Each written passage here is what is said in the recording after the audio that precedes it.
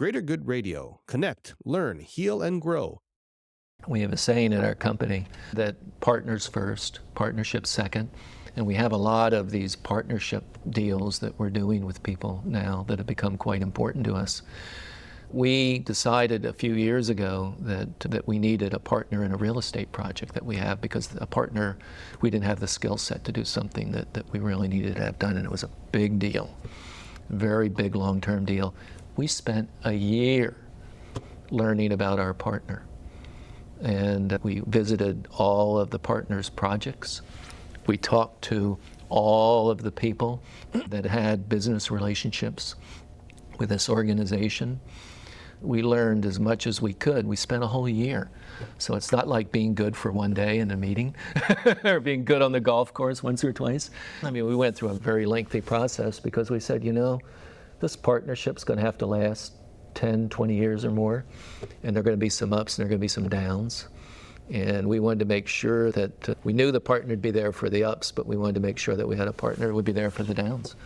So what we did is we kind of took what is, to some extent, an Asian approach, where the Western style is, well, you have a partnership, and then you learn about your partner after the partnership has started. And sometimes what you learn, you wish you had learned it earlier on.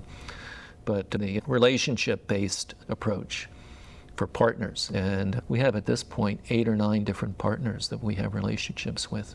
And we've been very fortunate that it's not about a good partner or a bad partner. It's about having a partner who fits you. Let me talk for a minute about kind of going from a partnership model to employees. There, you can't spend enough time making decisions. And I really should have said this earlier on, but the biggest decisions you usually make are the employment decisions. And if you're interviewing a person once, or if only 1 or 2 people are interviewing this person, you're probably making a mistake. We go through an agonizing process for people where they go through multiple periods of interviews and many different people who are interviewing them, and everybody has a little different take on the individual. And we sometimes get together and then we have a group talk session about, what have we learned? What do we really feel is like a central tendency for this person? Where do we feel that maybe there's some unknowns in the individual? What's the individual's capability? Those are not necessarily easy questions to answer. And you're not looking for necessarily just good people, to put that in quotes. You're looking for people who fit your needs, who have a set of values, who have an approach, as well as capabilities that are consistent with what you think is required. There's a saying, you can teach a turkey to climb a tree, but why not start with a squirrel? You're trying to find those people who really are right for you.